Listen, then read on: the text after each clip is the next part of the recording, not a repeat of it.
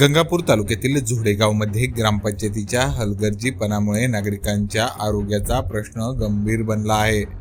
झोडेगाव ग्रामपंचायतीकडून सोडलेले सांडपाणी रस्त्यावर आणि परिसरात साचत असल्याने दुर्गंधी आणि अस्वच्छतेचे साम्राज्य पसरले आहे।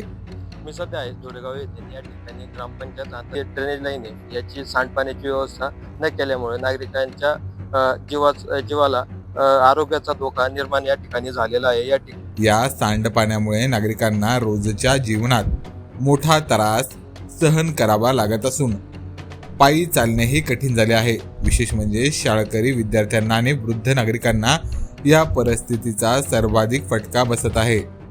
काय सांगाल की दिवसापासून या ठिकाणी दुर्गंधी आणि पाण्याचा प्रश्न आहे? झाले 2-3 वर्षापासून व्यवस्था नाही आम्हाला। सारे गावातले लोक घाण पाणी देते काढून, आम्ही बी इथं माणसं जे ना असं नाही ना। हे लहान लहान लेकरं आमची शाळेत जावं लागत, यांचं आज शिक्षण केलं तर यांचं उद्याचं भविष्याचं काय व्हायचं? लोक येते पाहून जाते, कोणच काही करीत नाही। कोणता आमदार आला, खासदार आला, हे आमच्या इथं म्हातार माणसं एखाद्याची जर काही झालं तर मग आमच्या माणसांना काय घरीच मरून द्यायचं का? इथं येऊन पाहायचं सरकारने या रस्त्याचं काय आहे, काही नाही, काही जीवन आहे का आमचे?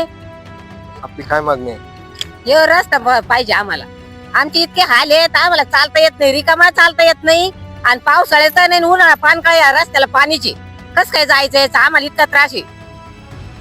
हे रस्ता झाला पाहिजे, आमची एवढीच मागणी। काय कोणा सगळं भांडायचं नाही, काहीच नाही। आता उगा माणुसकीच्या नात्यानं हे लोक आम्हाला वरून जाऊन देते त्यांच्या शेतातून, नाही जर त्यांना जाऊन दिलं तर आम्ही कसं काय जायचं, कुठून जायचं? किती दिवसापासून या ठिकाणी दुर्गंधी? पानकाळ्यापासून पाणी चालू आहे सारखं। आम्हाला एवढी तकलीफ आहे ना, तर आमचे मच्छर ते मुलाला डसते पार।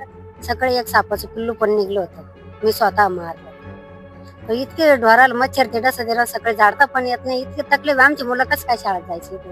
मग आता मुलांची येण्या जाण्याची सुविधा मग करा लागेल ना, मग नाही तर मग घरी राहावं लागेल। हा रस्ता किती दिवसापासून अस्तित्वात आहे? हा मिनिमम जुना रस्ता आहे हा। हे गावाचं ड्रेनेजचं जे पाणी येतं ना, त्याच्यामुळे हा रस्ता खराब आहे। आम्हाला शेतीमध्ये जायला खूप तकलीफ आहे, आणि शासनाला हीच विनंती आहे आमची की हा रस्ता त्यांनी व्यवस्थित करून देणे, आणि बाजूचे झाडं झुडपं आहे, हे झाडं झुडपं पण काढली गेली पाहिजे।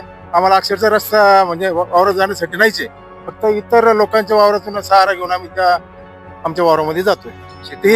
शेतीमाल आपण काढतात, आपण तो माल गावापर्यंत कसं पोहोचता इथंच नाही, बाजूच्या शेतातून न्यावं लागतं आम्हाला। तू आता शाळेत जातो, कुठून जातो आता सध्या? चिखलातून झालं 2 वर्षापासून हा रस्ता बंद पडलेला आहे।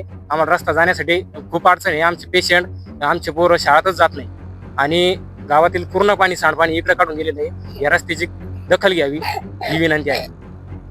आता ग्रामपंचायत जागी होणार का हे पाहणे महत्त्वाचे ठरणार आहे। तसं पाहायला गेलं तर हा रोड नवीन नाहीये। या ठिकाणी झोडेगाव ते वडाळी हा रस्ता आहे। या ठिकाणी या रस्त्यावर मोठ्या प्रमाणात समस्या निर्माण झालेल्या आहेत आरोग्याच्या। काय सांगाल की किती दिवसापासून या ठिकाणी दुर्गंधी आहे?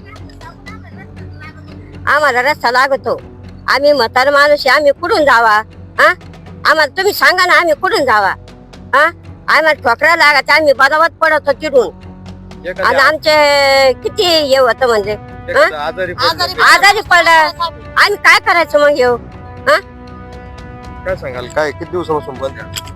12 महिन्यापासून वाट बंद, आम्हाला जायला वाटच नाही। उगाच जाऊ राहिले यांच्या संग, आम्ही भांडणं करू जाऊ राहिलो आम्ही। ते कवर लग जाईल, त्यांची मला थोडं जाते त्या। आता मागणी काय ग्रामपंचायत? आमची मागणी काय, आम्हाला वाट लागत, दुसरं काहीच लागत नाही। आमच्या एवढे परत शाळी करताना 2-2 महिन्यापासून घरी बसेल, तेच लाग, आम्हाला वाटच लागत, आम्हाला काहीच लागत नाही। सांडपाण्यामुळे वाढणाऱ्या आजारांचा धोका लक्षात घेता प्रशासनाने तातडीने कारवाई करावी अशी मागणी नागरिकांकडून जोर धरत आहे।